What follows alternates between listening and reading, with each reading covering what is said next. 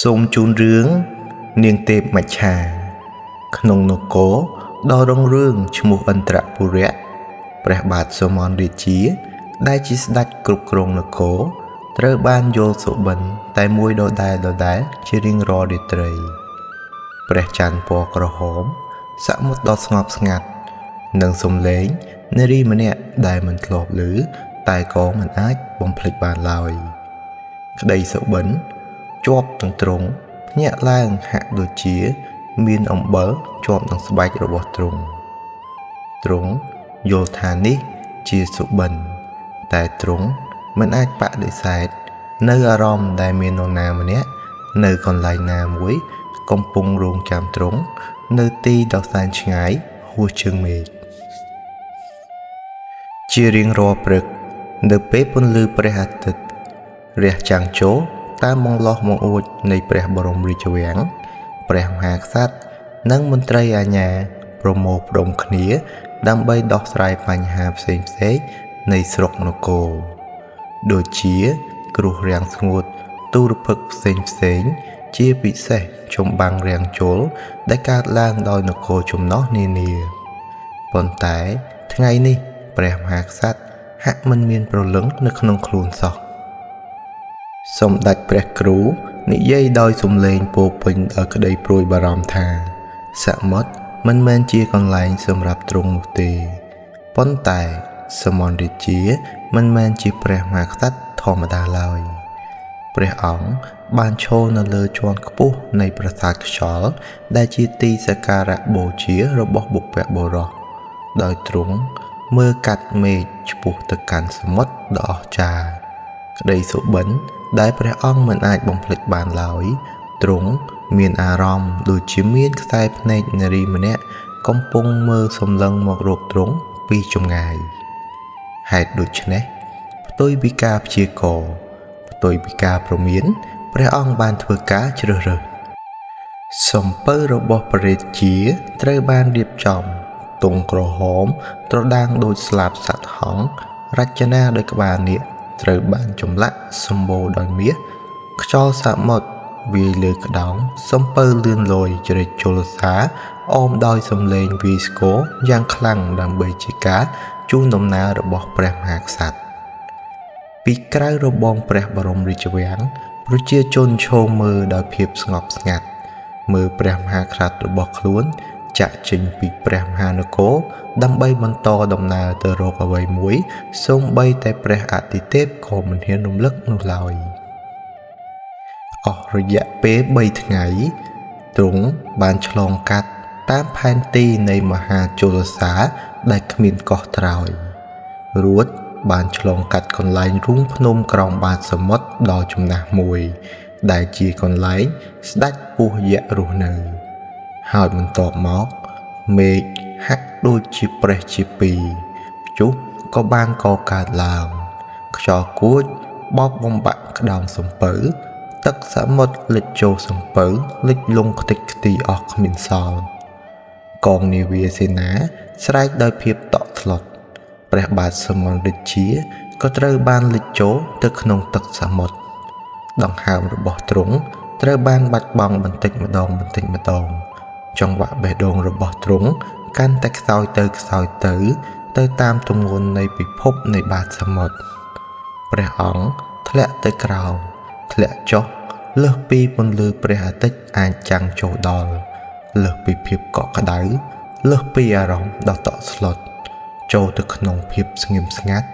ចូលទៅក្នុងជោគវាសនារបស់ទ្រង់តាមការដង្ហោយហៅនៅក្រោមផ្ទៃទឹកគ្រប់យ៉ាងទាំងអស់គឺងងឹតហើយត្រជាក់ព្រះមហាក្សត្រកំពុងតែលិចចុះទៅក្រោមទឹកដង្ហើមរបស់ទ្រង់ស្ទើរតែបាត់អស់ពីព្រះកាយហើយបន្ទាប់មកមានសំឡេងយ៉ាងទន់ភ្លន់ហាក់ដូចជាពន្លឺនៃក្តីសង្ឃឹមលេចឡើងយ៉ាងប្រកបស្រាប់តែមានពន្លឺចែងចាំងព្រាលតាមចលនានៃផ្ទៃទឹកហើយហាក់ភ្លឺចេញពីផ្ទៃទឹកតែម្ដងតាមរយៈនៃពន្លឺនោះនាងក៏បានមកដល់នាងគឺជាទេពមច្ឆាសក់របស់នាងទន់រលោងដូចសរសៃសូត្រ ចាំងឆ្លោះលើពន្លឺព្រះច័ន្ទកន្ទុយនឹងស្រកាមានពណ៌មរកតលាយជាមួយពណ៌មាសហាក់ដូចជាស្រកានាគខ្សែភ្នែកដ៏ស្រទន់ហាក់លាក់ទុកនៅរឿងរ៉ាវនៃការចងចាំរបស់សុបិននិមិត្តនាងទេពមច្ឆាមិនបាននិយាយអ្វីទាំងអស់បែរជាហាយចូលចិត្តព្រះកាយរបស់ព្រះអង្គហើយបានសូត្រវេទមន្តបង្កើតជាពពុះដ៏ធំមួយទៅហុំព័ទ្ធព្រះកាយរបស់ស្ដេចសមន្ទជារួចទេពមច្ឆាបានច្រៀងចម្រៀងយ៉ាងពិរោះរណ្ដំដើម្បីធ្វើឲ្យទឹកសមុទ្រស្ងប់ដើម្បីជួយជីវិតទាហានដែលមកអមព្រះមហាក្សត្រហើយថែមទាំងបំពេឲ្យស្ដេចពស់ដេកលង់លក់ទៅវិញនៅក្នុងពពុះវេទមន្តព្រះបាទសមន្ទរាជាអាចដកដង្ហើមបានដែលជួយឲ្យទ្រង់រួចរស់ផុតពីសេចក្តីស្លាប់ពេលដែលព្រះអង្គដឹងខ្លួនឡើងព្រះកាយរបស់ទ្រង់សណ្ដូកលើគ្រែនៅលើផ្កាថ្មហើយព្រះមហាក្សត្របានបើកភ្នែកឡើងទ្រង់ទតឃើញសម្រស់សមុទ្រយ៉ាងស្ងប់ស្ងាត់មានត្រីចម្រុះពណ៌ហែលចុះឡើងអមនាងទេពមច្ឆាកំពុងច្រៀងហាក់ធ្វើឲ្យទ្រង់បានដឹងថានាងនេះហើយជាអ្នកសង្គ្រោះទ្រង់ដើម្បីឲ្យស្ដេចដកដង្ហើមបាននៅក្នុងផ្ទៃទឹកសមុទ្រនាងទេពមច្ឆាបានថ្វាយគុតខ្យងឲ្យទ្រង់លេបចូលទៅក្នុងព្រះកាយព្រះមហាក្សត្របានស្នាក់នៅក្នុងព្រះបរមរាជវាំងនៃឋានវតានៅកន្លែងដ៏អាថ៌កំបាំងមួយដោយមិនបានឮនាងទេពមច្ឆានិយាយសូម្បីមួយម៉ាត់សោះឡើយទ្រង់តាមតូតមើលតាមកាយវិការដ៏ល្វត់ល្វន់របស់នាងទេពមច្ឆាពេលដែលនាងហាលចិត្តព្រះកាយរបស់ទ្រង់ព្រះមហាក្សត្រក៏ហែតាមនាងទេពមច្ឆាដោយកាយវិការថ្នមថ្នាក់ថែថើបតាមក្តីសុបិនរបស់ទ្រង់នៅពេលថ្ងៃពួកទ្រង់ហើរគយគុណសម្រស់នៃផ្កាថ្មដែលមានពន្លឺចែងចាំងដោយគុតខ្យងនៅពេលល្ងាចពួកទ្រង់មុជចូលទឹកសមុទ្រដ៏សែនជ្រៅដើម្បីទៅមើលចម្លាក់លើជញ្ជាំងថ្មដែលបានបង្ហាញពីរឿងរ៉ាវនៃប្រវត្តិរបស់នគរបាតានៅពេលយប់ពួកទ្រង់គយគុណសម្រស់នៃពន្លឺព្រះច័ន្ទតាមចន្លោះបង្អួចនៃក្រឡាបន្ទំផ្កាថ្មព្រះបាទសមន្ទរាជាបានចាប់កាន់ដៃដ៏ល្វត់ល្វន់ដោយបន្លាក្រូចរបស់នាងទេពមច្ឆា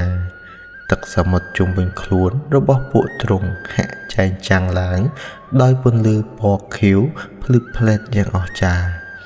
ហើយពួកទ្រង់ក៏បានរួមរស់ជាមួយគ្នាតាមអំណាចនៃកាមគុណតែទោះជាយ៉ាងណាក៏ដោយវាគឺជាអំពើហាមឃាត់និងខុសច្បាប់នៃឋានបាតាព្រោះទេពមច្ឆាមិនមែនជាមច្ឆាធម្មតានោះទេនាងគឺជាកូនស្រីម្ចាស់ក្សត្រីសមុទ្រព្រះនាមសូរិយាទេវីជាអ្នកអនុវត្តច្បាប់យ៉ាងតឹងរ៉ឹងគ្រប់សត្វសមុទ្រដែលកើតឡើងត្រូវតែគោរពតែក្រោមស្រមោលនៃរាជវាំងចាស់ឡោមព័ទ្ធដោយផ្កាថ្មសេចក្តីស្រឡាញ់បានរីកដុះដាលយ៉ាងស្ងៀមស្ងាត់ព្រះបាទសមន្ទរាជា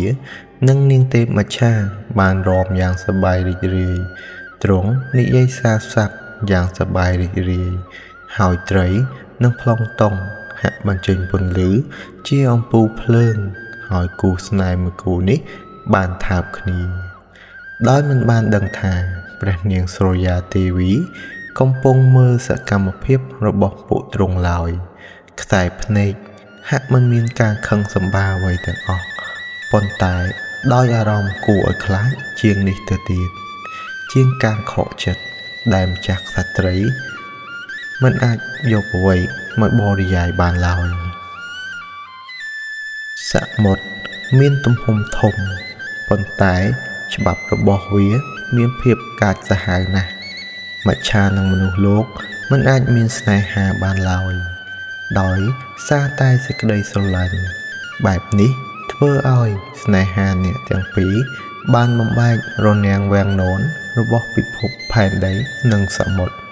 ដែលជាច្បាប់បុរាណរបស់ឋានបដាហើយដូច្នេះការផ្ដន្ទាទោសបានមកដល់យ៉ាងឆាប់រហ័សក្នុងភាពស្ងៀមស្ងាត់ទទួលទោសដោយការទទួលបណ្ដាសាឲ្យនាងទេពមច្ឆាជ្រើសរើសដោយឲ្យឡើងគោករយៈពេល30ថ្ងៃដើម្បីផ្ដល់កំណើតដល់រាជបុត្រពីនគរបើសិនជាលើសពេលវេលាកំណត់វេទមន្តរបស់នាងនឹងចុះខ្សោយទៅសំឡេងរបស់នាងនឹងមិនអាចច្រៀងបានហើយរូបកាយរលោងរបស់នាងប្រែជាក្រៀមស្រកាហើយខ្យល់ដង្ហើមក៏នឹងត្រូវបាត់បង់ជាអវសានជីវិតរបស់នាងទេពមច្ឆាឬក៏ការផ្ដល់កំណើតដល់រាជបុត្រនៅឋានបដាហើយត្រូវទុកឲ្យពុត្រាស្លាប់ដោយគ្មានខ្យល់ដង្ហើមដកតែទោះជាគ្រោះថ្នាក់យ៉ាងណាក៏ដោយនាងទេពមច្ឆាបានសម្រេចចិត្តឡើងមកលើដីគោកក្រោមពន្លឺផ្កាយនាងដើរចេញពីទឹករលកមិនមែនជាទេពមច្ឆាទៀតទេប៉ុន្តែជាស្ត្រីម្នាក់ដើរដោយជើងទទេយ៉ាងស្ងប់ស្ងាត់ពោពេញទៅដោយសេចក្តីអំណត់ដើម្បីសម្រេចគោលបំណងក្នុងការជួយសង្គ្រោះជីវិតបុត្រារបស់ខ្លួននាងបានឈានជើងដើរលើដីខ្សាច់នៃឋានមនុស្សជាលើកដំបូង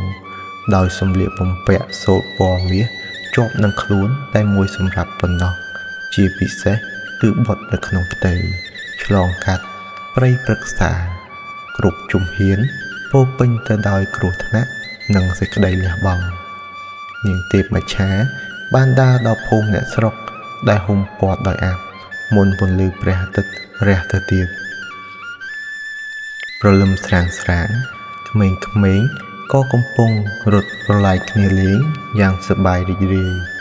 អ្នកភូមិបានខ្សឹបខ្ជិលគ្នានៅពេលឃើញនាងហើយនាំគ្នាងាកមុខចិនដោយអារម្មណ៍ផិតភ័យអំពីវត្តមានរបស់នាងដែលអាចនាំគ្រោះចង្រៃដល់ពួកគេនាងទេពមច្ឆាមិនបាននិយាយអ្វីទាំងអស់ហើយនាងបានបន្តដំណើរទៅក្រោមដើមពោធិ៍បរិសុទ្ធមួយដែលមានឫសចងត្របាញ់គ្នាក្រោមអាយុកាលដ៏ចាស់វស្សានាងបានលិតជង្គង់ចុះហើយធ្វើការបួងសួងសុំសេចក្តីសុខនិងការរក្សាការពារដល់បុត្រក្នុងផ្ទៃរបស់ខ្លួនដើមពោធិ៍ហាក់ទទួលនាងក្រោមស្លឹកពណ៌មាសនិងពន្លឺរាយរំរបស់សត្វអំពិលអំពែកនាងទេពមច្ឆាបានសម្រាលបុត្រដោយសុវត្ថិភាពហើយទទួលបានបុត្រាម្នាក់នាងទេពមច្ឆាបានហែកសម្ពត់សូត្ររបស់ខ្លួនដើម្បីគ្របដណ្ដប់ស្រាប់តែក្រណាត់សូត្រប្រែជាពណ៌មាសយ៉ាងអស្ចារ្យនាងសម្លឹងមើលមុតបុត្រហើយប្រទះឃើញដាវពណ៌មាសរាងមូលដូចគុជនៃពេលវេលាជាប់នឹងស្មារបស់ទារកហើយនាងបានដាក់ព្រះនាមបុត្រាថាសុវណ្ណរាជនាងទេពមច្ឆាបានលើក3បុត្រនៅក្នុងរង្វង់ដៃទឹកនេត្រាស្រក់ជន់ឈួរទាំងក្តុកក្តួលជាទីបំផុតព្រោះនាងដឹងច្បាស់ថានាងមិនអាចមើលថែរក្សាចិញ្ចឹមបីបាច់បុត្រារបស់ខ្លួនបានឡើយអវសាននៃពាក្យបណ្ដាសាបានដង្ហោយហៅឲ្យនាងត្រឡប់ទៅឋានបដាវិញថ្លែងពីព្រះមហាក្សត្រតើមានរឿងអ្វីកើតឡើងចំពោះទ្រង់ព្រះបាទសុមន្តរាជាបានដឹងព្រះកាយឡើងម្នាក់ឯងហើយនៅមានដង្ហើមដេកលើឆ្នេរសមុទ្រដែលពោពេញទៅដោយបំណែកបែកបាក់នៃសំណាច់ឈើរបស់សំពៅហើយអំបិលព្រៀបលើបបូរមាត់ពេលដែលសមុទ្រត្រជាក់ស្ងប់ប្រែជាក្តៅហួតហែងដោយអំណាចនៃព្រះសូរិយាទ្រង់បាននឹកដល់ប្រាសាទថ្មសត្វសមុទ្រចម្រុះពណ៌សំឡេងរបស់នាងខ្សែភ្នែករបស់នាងហាក់បាត់ទៅណាស់អស់ហើយមិនយូរប៉ុន្មានសេនារបស់ទ្រង់ដែលនៅរស់រានមានជីវិតបានស្វែងរកទ្រង់ឃើញព្រះអង្គមិនបានប្រាប់នរណាម្នាក់អំពីរឿងរ៉ាវរបស់ទេពមច្ឆាការប្រឡែងថែថាបពីបុត្រាដែលនឹងផ្ទៃរបស់នាងមច្ឆាឡើយប៉ុន្តែនៅពេលវិលត្រឡប់ដល់នគរឥន្ទ្រពុរៈវិញទ្រង់បានក្លាយជាមនុស្សផ្សេង ទ្រង់បានក៏ហៅសេនាបតីមកជំនុំនៅរាជវាំងជាថ្មីដោយក្រសែភ្នែកលាក់ទុកនៅអាចកំបាំងដែលគ្មានអ្នកណាអាចយល់បានឡើយនៅពេលយប់ទ្រង់មិនសពព្រះតីនឹងស្រីស្នំណាទាំងអស់បែរជាដើរជុំវិញសួនច្បារយកព្រះហស្ថរបស់ទ្រង់ទៅប៉ះនឹងទឹកនៃផ្ទៃបឹងឈូកហើយសង្ឃឹមថាទ្រង់នឹងឮសំឡេងច្រៀងនោះម្ដងទៀតរៀងរាល់ថ្ងៃព្រះពេញបរមីព្រះអង្គបានត្រឡប់ទៅកាន់ឆ្នេរសមុទ្រក្នុងគោលបំណងក្នុងការស្វែងរកអ្វីមួយប៉ុន្តែវាគ្រាន់តែជាការចងចាំតែប៉ុណ្ណោះរាល់រាត្រីសុបិននិមិត្តបានត្រឡប់មកវិញប៉ុន្តែមិនមែនជាសំឡេងស្រែកច្រៀងដោយមនុស្សស្រីដូចមុនឡើយតែបែរជាត្រឡប់ជាឮសំឡេងក្មេងប្រុសកំពុងតែស្រែកយំទៅវិញទ្រង់ឮសំឡេងក្មេងដែលទ្រង់មិនដែលស្គាល់និងសូម្បីតែឮឈ្មោះសោះទ្រង់តែងតែឡើងទៅដល់ប្រាសាទខ្យល់ដែលជាទីសក្ការៈនិងបួងសួងដល់ព្រះឥន្ទ្រាធិរាជដែលជាស្ដេចទេវតាបួងសួងដោយស្មោះអស់ពីចិត្តនិងវិយោគសោយសោកបំផុតរបស់ទ្រង់ដែលធ្វើឲ្យក្តៅដល់ឋានសួគ៌ព្រះឥន្ទ្រាធិរាជបានបញ្ជាឲ្យនាងកេណរីចុះមកជួយយកអាសាបុត្រាពីនគរឈ្មោះសវណ្ណរាជមួយនេះក្នុងរាត្រីដ៏ស្ងប់ស្ងាត់អ្នកភូមិបានលង់លក់ក្នុងដំណេកនាងទេពមច្ឆាកាន់តែចុះខ្សោយទៅបែរប្រែជាបញ្ចេញពន្លឺភ្លឺដូចគុតចាំងទៅលើផ្ទៃមេឃឆ្លុះយ៉ាងត្រជាក់នាងបានបីពរព្រះរាជបុត្រនៅក្នុងដៃក្រោមដើមពោធិ៍ដ៏ចំណាស់នោះទារកដែលមានម្រាមដៃតូចបានយកដៃទៅប៉ះថ្ពាល់របស់នាងដែលជន់ជោរដោយទឹកភ្នែកនៅក្រោមពន្លឺផ្កាយភ្លឺភ្លែកគ្រប់ដំណក់ដែលស្រក់ចុះមកហាក់ដូចជាពេលវេលាដែលខិតជិតអស់សម្រាប់អ្នកទាំងពីរភ្លាមនោះខ្យល់ក៏បានបោកបក់បដូរទិសហើយនេះជាសញ្ញានៃវត្តមានរបស់នាងកេណរីជូនដំណើរដោយពន្លឺក្រហមច្រាលពេញផ្ទៃមេឃជាមួយសម្រស់ដ៏ស្រស់ស្អាតជាមួយស្លាបដ៏ធំសម្បើមរួមពណ៌សលាយមាសរលោងស្រិលនាងកេណរីនោះឃើញហើយក៏យល់ថាជាអ្នកបញ្ជូនដំណឹងពីឋានទេវតាតាមការបង្គាប់បញ្ជារបស់ព្រះឥន្ទ្រាធិរាជកេណរីបានសម្រាលខ្លួនយ៉ាងស្រាលសឹងតែមិនឮសំឡេងនាងទេពមច្ឆាញញឹមទទួលដោយមើលទៅនាងកេណរីហើយយល់ថានាងនឹងជួយយកអាសាបុត្រារបស់ខ្លួននាងកេណរីបានលើកដៃសំពះមិនមែនជាការគោរពខ្លោបខ្លាចអំណាចនៃបុត្រីរបស់ឋានបតាអ្វីឡើយប៉ុន្តែគឺជាការស្ញប់ស្ញែងចំពោះម្ដាយមួយរូបដែលហ៊ានលះបង់ប្រយុទ្ធប្រឆាំងនឹងព្រេងវាសនាមិនព្រមចុះចាញ់តាមពាក្យបណ្ដាសាឡើយនាងទេពមច្ឆាបានថើបថ្ងាសកូននិងហៅឈ្មោះកូនជាលើកចុងក្រោយមុននឹងហុចបុត្រាឲ្យទៅនាងកេណរីជាអ្នកថែរក្សាទាំងដើមទ្រូងស្ទើរបែកប្រេះជាពីរស្រោបដោយកំណាត់សូត្រពណ៌មាសដេកលើរង្វង់ដៃនៃនាងកេណរីក៏បានហោះឡើងទៅលើផ្ទៃមេឃបញ្ចេញពន្លឺពណ៌មាសចាំងឆ្លុះពេញផ្ទៃមេឃហើយធ្វើឲ្យមានការភ្ញាក់ផ្អើលដល់អ្នកភូមិនាំគ្នាសម្លឹងទៅលើមេឃទាំងអស់គ្នាពេលដែលនាងកេណរីហោះបាត់ខ្លួនចូលទៅក្នុងផ្ទៃមេឃជាមួយសវណ្ណរាជក្រឡេកទៅមើលនាងទេពមច្ឆាហាក់មិនមានកម្លាំងក្នុងខ្លួនខ្សោយទៅតាមចង្វាក់បេះដូងដែលបានលោតម្ដងបន្តិចជើងរបស់នាងទេពមច្ឆាបានចាប់ផ្ដើមឡើងស្រកាស្បែកចាប់ផ្ដើមត្រជាក់ចង្វាក់បេះដូងហាក់លោតយឺតតាមចង្វាក់នៃទឹករលកអ្នកភូមិបានឃើញនាងនៅជិតដើមពោធិ៍ភ្នែករបស់នាងបានបិទយ៉ាងស្ងប់ស្ងាត់ហាក់រងចាំអ្វីមួយហើយមុនពន្លឺព្រះអាទិត្យពេលព្រឹករះឡើងរលកក៏បានបោកបក់ចូលមកជិតនាងទេពមច្ឆាក៏បានបណ្ដែតខ្លួនតាមចរន្តទឹកហូររួចមុជចូលទៅក្នុងសមុទ្រវិញបាត់ទៅនាងទេពមច្ឆាបានត្រឡប់ទៅសមុទ្រវិញមិនមែនជាបុត្រីនៃស្ដេចសមុទ្រទៀតឡើយប៉ុន្តែជាអ្វីផ្សេងទៀតដែលនៅចន្លោះភពទាំងពីរផែនដីនិងឋានបតា នាងឃុំខ្លួនឯងនៅក្នុងទឹកជម្រៅយ៉ាងងងឹតជាទីបំផុតដោយជាប់ជាមួយនឹងភាពស្ងប់ស្ងាត់ការចងចាំនិងសេចក្តីស្រឡាញ់នៅរៀងរាល់រាត្រីដែលព្រះច័ន្ទបញ្ចេញពន្លឺពណ៌ក្រហមចាំងឆ្លុះផ្ទៃទឹកអ្នកនេសាទបាននិយាយតគ្នាថាពួកគេបានឮសំឡេងស្ត្រីស្រែកច្រៀងដង្ហោយហៅក្រោមទឹករលកហើយសំឡេងនោះគឺជាសំឡេងនាងទេពមច្ឆាដែលស្រែកដង្ហោយហៅរកកូនរបស់ខ្លួន